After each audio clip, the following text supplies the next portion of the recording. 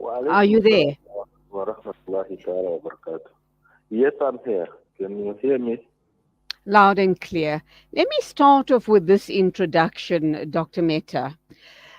News that the Sudan Sovereignty Council President General Abdel Fattah al Burhan has frozen the activity of trade unions, professional federations, and the Sudanese Businessmen and Employers Federation, including controlling their financial assets and accounts, is very, very worrying indeed. These entities should have their rights restored immediately, as they do represent the majority Sudanese only remaining voice. How worried are you about the situation? It's very worrisome indeed because, as you are aware, Sudan has been in turmoil, since the overthrow of former President General al-Bashir, Mm, and the people whom everyone was looking forward to, uh, with restoring their democratic rights, etc., have now turned to be the oppressors of the very people they purportedly say they are representing. So this is indeed very, very worrying, because there are also new developments after this article that I wrote, that they have now constituted selectively. They've now chosen a few of these organizations, uh, and then come up with something that they say now it's going to be is going to be preparing a committee that is going to prepare for the elections, and return to democracy soon. But how credible that is, the people on the ground do not seem to like what is going on. I think the other very, very worrying issue here is that General Burhan uh, is supposedly being sustained by his Zionist apartheid masters in Israel, who continuously instigate chaos in the country, and they seem to have an agenda to make sure that democracy never sees the light of day in the Sudan. Oh yes, very, very true. If you remember very well, let me take you back, to the time at the time of the coup. 2 weeks before the coup, um, there were rumors, very credible rumors, which had been confirmed, that the Israeli Mossad, chief, Israeli intelligence, Mossad is the Israeli intelligence Yes. organization. Hmm. Were in Sudan, um, immediately before the coup, and a few days after they left, then the coup happened. Mm. So when we join the dots together, uh, then we can say that General Burhan is is being handled by by foreigners. Is whatever he's doing is not of his own making, and I think it was a carefully planned something that he should take power at that particular time, and then the normalization wave came, and he quickly jumped onto the normalization wave without consulting the people of Sudan. And the people of Sudan um, were not happy. They are not part and parcel. Even today, they actually say they are not part and parcel that decision to normalize with Israel. They don't want to normalize with Israel, and I'm sure you've seen it as well as with the ongoing Qatar World Cup that is going on Mm. at the present moment.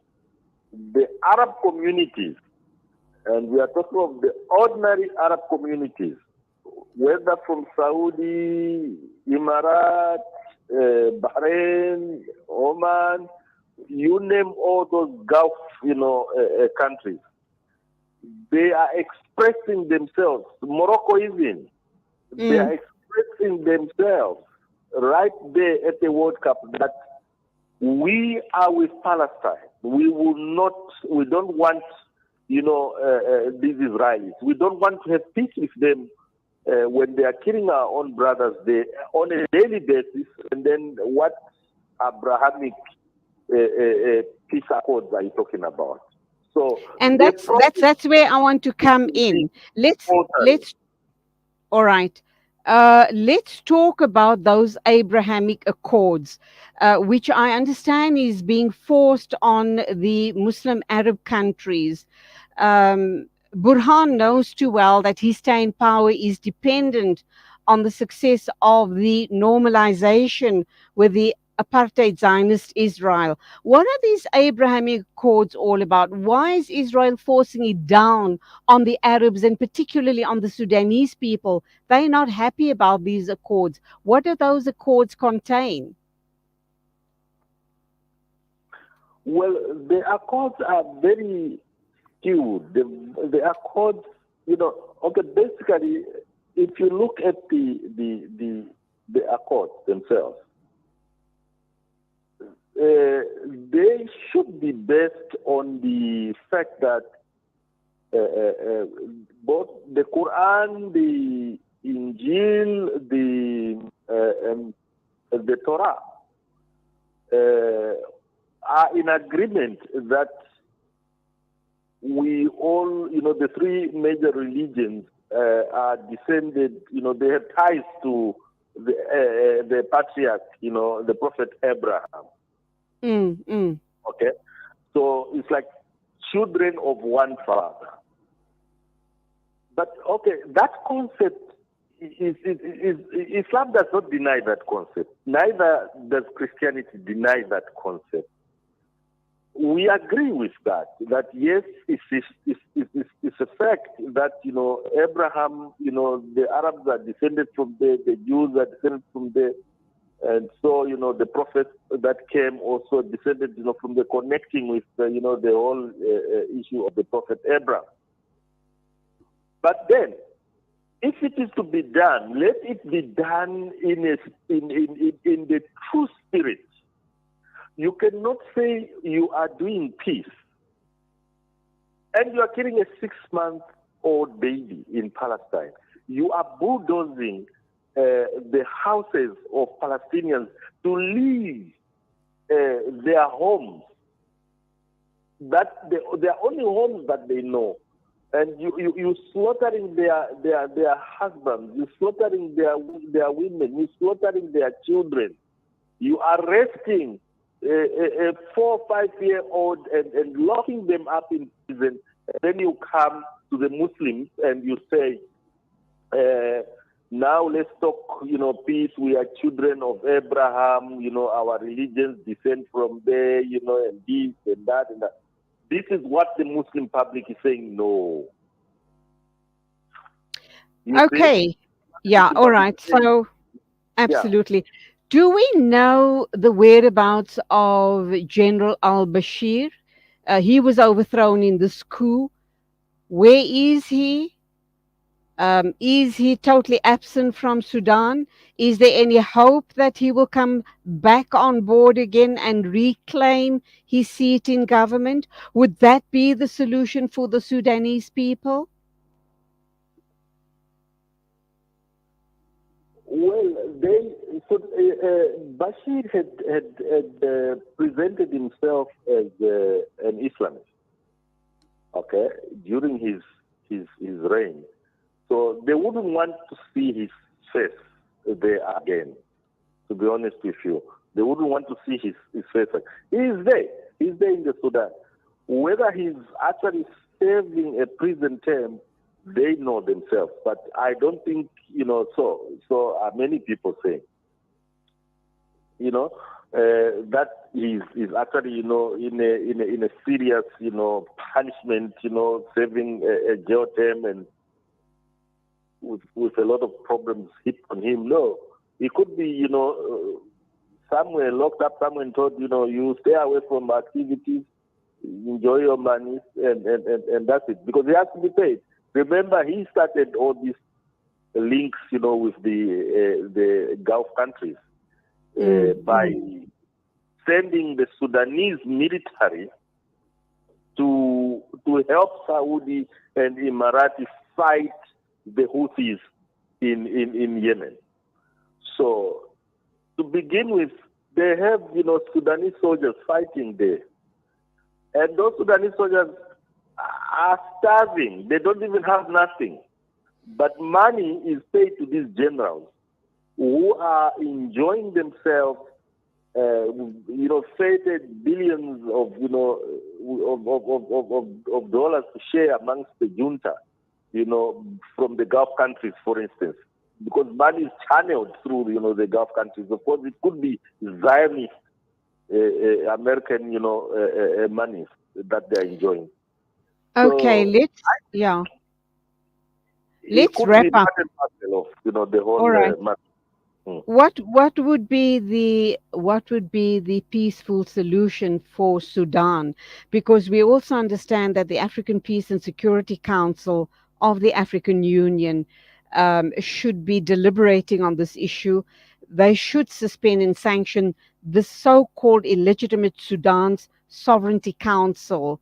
Will it happen? Will it ever happen? What is the answer for the Sudanese people? Where does the army feature? How should they be featuring? And who is the popular person that the people on the ground want? Whom do they want to come and rule them? Obviously, they don't want to be ruled by the military. So what would be the solution here? Well, to begin with, we are trying to make a call on the African Union to really weigh in on this issue and tell the military junta in Sudan that in no way are they going to be allowed to infringe on the democratic rights of the Sudanese people. If the African Union has imposed sanctions on Mali, on Burkina Faso for the coups and on Guinea, then they should do likewise on the Sudan. Why are they not doing it on the Sudan? Well, we know they are told don't do anything there because it's a project of the big brothers. That is a project of the big brother. So they are told, in no uncertain terms will you, do what called. But these others, you can do whatever you want. Okay, and that's we are calling on them. Yeah, we are calling upon them to really, do justice by imposing sanctions on this junta and letting them leave the political stage, go back to the barracks and protect the country from external, attacks, and leave the politicians, the civilian politicians, to decide the fate of the country. Let the country go to elections and elect, the people elect. There are many. If you ask me,